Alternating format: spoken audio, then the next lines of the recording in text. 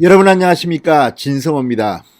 정의당이 발의한 법안 하나가 지금 논란이 되고 있습니다. 어쩌면 문재인 대통령도 이 법에 따라서 1년 이상 15년 이하의 징역에 처할 수도 있습니다. 자, 정의당이 냈고 국민의힘이 맞장구를 쳤습니다.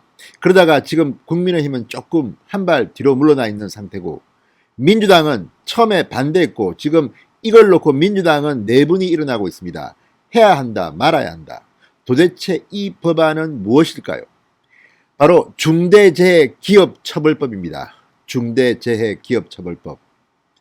자, 지금 중대한 재해가 발생했을 때 기업의 책임자 등을 처벌할 수 있는 그런 법률인데, 기업만 해당하는 게 아닙니다. 공무원도 해당합니다. 자, 이 법에 따른다면 최소한 문재인 대통령, 추미애 장관 역시 이 법에 따라서 1년 이상 15년 이하의 징역형을 받을 수가 있는 무시무시한 법입니다. 기업주는 말할 것도 없습니다. 자, 이 최근 사회적으로 논란이 되고 있는 많은 이 재해가 있었습니다. 작업장에서 숨지는 사고들이 있었습니다. 이럴 경우 그 기업주, 공무원 같으면 장을 처벌할 수 있는 그런 법률인데, 이게 지금 논란이 되고 있습니다. 과연 이런 식으로 형법으로 감옥에 가두는 식으로 해서 재해가 예방이 될 것인가?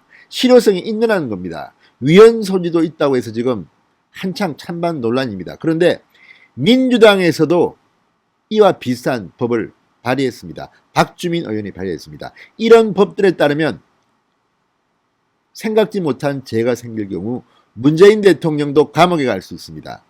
그런데 이런 법을 지금 국민의힘 김정인 위원장이 맞장구를 쳐서 민주당 빼고 정의당과 국민의힘이 바로 이 중대재해기업처벌법 들고 나오는 바람에 민주당을 왕따시켰다는 말이 나오고 있지만, 지금 상황이 커지니까 국민의힘도 좀 겁이 날 겁니다.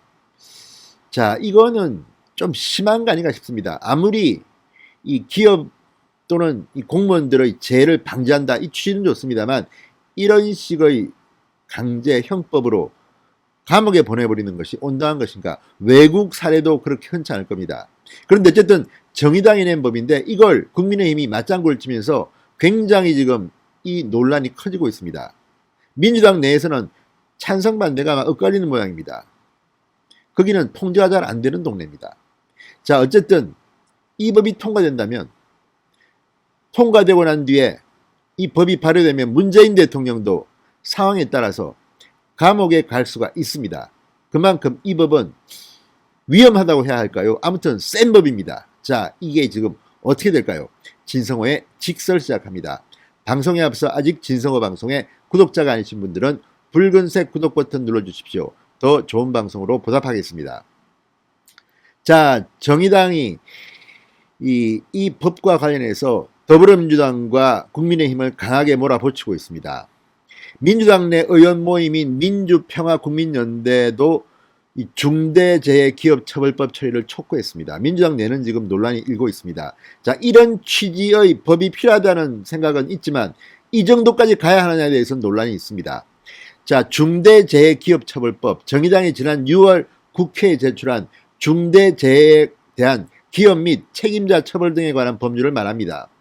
정의당은 법안 제안 이유에서 중대재해를 예방하기 위해서는 중대재해가 위험을 제대로 예방하고 관리하지 않았기 때문에 발생하는 기업범죄임을 인식하도록 해야 한다. 기업이 사망 등 중대재해가 발생했을 때 부담해야 할 사고 처리 비용이 예방을 위한 투자 비용을 압도하도록 만들어야 한다. 이렇게 취지를 밝혔습니다. 취지는 이해하겠습니다. 그러나 이게 실효성이 있는 건지는 아직 논란의 대상이 되고 있습니다.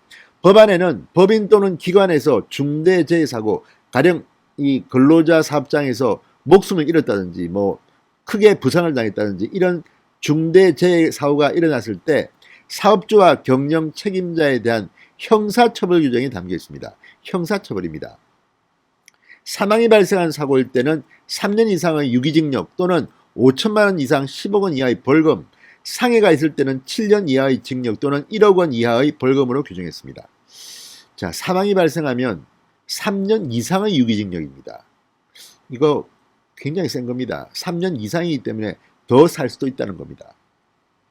자, 그런데 문제는 여기에 공무원 처벌 조항이 포함됩니다. 기관의장 또는 상급자가 해당 직무를 게을리해서 중대재해에 기여한 것으로 나타나면 1년 이상 15년 이하의 징역 또는 3천만 원 이상 3억 원 이하의 벌금에 처하도록했습니다. 청와대에서 재사고가 날 경우에 문재인 대통령은 1년 이상 15년 이하의 징역 또는 3천만 원 이상 3억 원 이하의 벌금에 처할 수 있는 겁니다. 현존하는 위협입니다. 자, 박주민 의원 등 민주당 일부 의원이 낸 중대재해에 대한 기업 및 정부 책임자 처벌 법안도 비슷합니다. 여기에는 정부 책임자란 말이 들어갔습니다. 자, 이렇게 되면 담당 공무원뿐 아니라 장관, 대통령까지도 처벌이 가능해진다고 법조계는 해석합니다.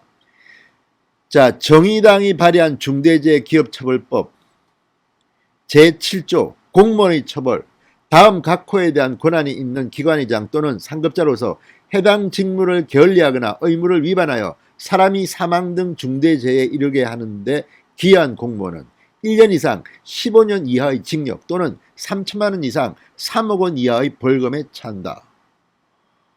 이게 굉장히 대단합니다. 자, 어쨌든 이런 것들을 보면 이 법안은 앞으로 큰 논란이 붙을 것 같습니다.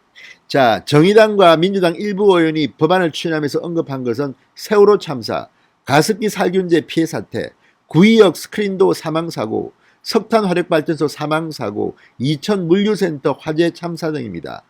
다시는 일어나서는 안 될 일들이긴 합니다. 그러나 이것이 과연 책임자를 감옥에 보내는 것으로 해결될 수 있는 건지는 모릅니다.